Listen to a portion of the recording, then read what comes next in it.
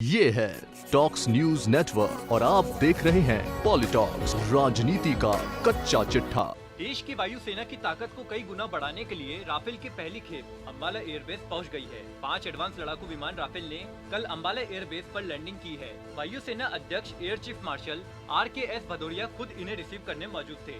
प्रधानमंत्री नरेंद्र मोदी ने राफेल का देश में स्वागत किया है। वहीं रक्षा मंत्री राजनाथ सिंह ने राफेल के आने के बाद इसे सैन्य इतिहास में एक नया युग की शुरुआत बताया है। साथ ही उन्होंने भारतीय वायुसेना को इसके लिए बधाई दी। इसी बीच मध्य प्रदेश के पूर्व मुख्यमंत्री और कांग्रेस के राज्यसभा सांसद दिग्विजय सिंह ने राफेल को लेकर प्रधानमंत्री नरेंद्र मोदी पर निशाना साधा है। वहीं दिग्विजय के बयान पर बीजेपी नेता नरोत्तम मिश्रा ने जोरदार पलटवार करते हुए कहा कि हिंदुस्तान का आसमान आज राफेल की गर्जा से और देश का माथा आज गौरव से गौरवान्वित होगा।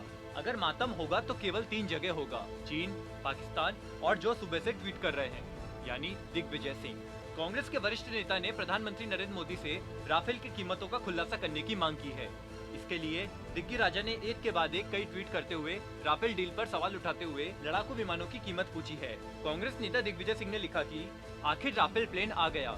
126 राफेल खरीदने का फैसला 2012 में यूपीए ने किया था, जिसमें से 18 राफेल छोड़कर अन्य सभी को HAL द्वारा भारत में बनाया जाना था। ये भारत के आत्मनिर्भर होने का प्रमाण था और एक राफेल की कीमत 746 करोड़ रुपए तय की गई थी। अपने अगले ट्वीट में दिग्विजय ने लिखा, मोदी सरकार के आने के बाद फ्रांस के साथ मोदी जी ने बिना रक्षा व बिना मंत्रालय व कैबिनेट कमेटी की मंजूरी के नया समझौता कर लिया और HAL का हक मारकर निजी कंपनी को देने का समझौता कर लिया। राष्ट्रीय सुरक्षा को अनदेखी कर 126 राफेल खरीदने के बजाय केवल 36 खरीदने का निर्णय ले लिया। दिग्गी ने आगे लिखा कि एक राफेल की कीमत कांग्रेस सरकार ने 746 करोड़ रुपए तय की थी, लेकिन चौकीदार महोदय कई बार संसद और संसद के बाहर भी मांग करने के बावजूद आज तक एक राफेल कितने में खरीदा है बताने से बच रहे हैं। क्यों? क्योंकि चौकीदार जी की चोरी उजागर हो जाएगी। चौकीदार जी अब तो उसकी कीमत बता दे। उन्होंने कहा कि राष्ट्रीय सुरक्षा का आकलन करते हुए रक्षा मंत्रालय ने 126 राफेल खरीदने की सिफारिश की थी, जो यूपीए ने स्वीकार कर सहमति दी। अब मोदी जी ने 126 के बजाय 36 राफेल खरीदने का फैसला क्यों लिया? यह पूछने पर भी कोई जवाब नहीं। क्या मोदी जी ने राष्ट्रीय सुरक्षा के साथ समझौता नहीं किया? यदि हम इस प्रश्नों का उत्तर मांगते हैं, तो मोदी जी की ट्रोल आर्मी और उनके कठपुतली मीडिया एंकर हमें राष्ट्रद्रोही बताते हैं। क्या प्रजातांत्रिक व्यवस्था में विपक्ष को प्रश्न पूछने का अधिकार नहीं है? राफेल फाइटर प्लेन्स के बारे में बता दे, राफेल लड़ाकू विमानों को खास तौर पर भारतीय वायुसेना के लिए तैयार किया गया है।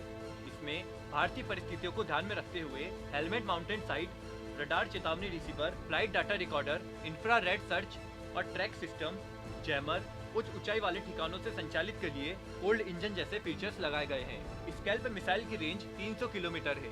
राफेल की अधिकतम स्पीड 2130 किलोमीटर प्रति घंटे की है और मारक क्षमता 3300 किलोमीटर तक है। यह 2 इंजन वाला लड़ाकू विमान है, जो भारतीय वायुसेना की पहली पसंद है। रक्षा मंत्री राजनाथ सिंह ने राफेल के अंबाला एयरबेस पर लैंडिंग का वीडियो शेयर करते हुए लिखा कि बर्ड्स अंबाला में सुरक्षित उतर गए हैं। भारत में राफेल लड़ाकू विमानों का पहुंचना हमारे सैन्य इतिहास में एक नए युग की शुरुआत है। ये मल्टी रोल वाले विमान वायुसेना की क्षमताओं में क्रांतिकारी बदलाव लाएंगे।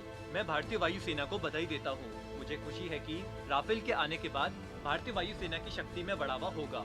पॉलिटॉक्स ब्यूरो, दिल्ली। ये है टॉक्स न्यूज नेटवर्क और आप देख रहे हैं पॉलिटॉक्स, राजनीति का कच्चा चिट्ठा।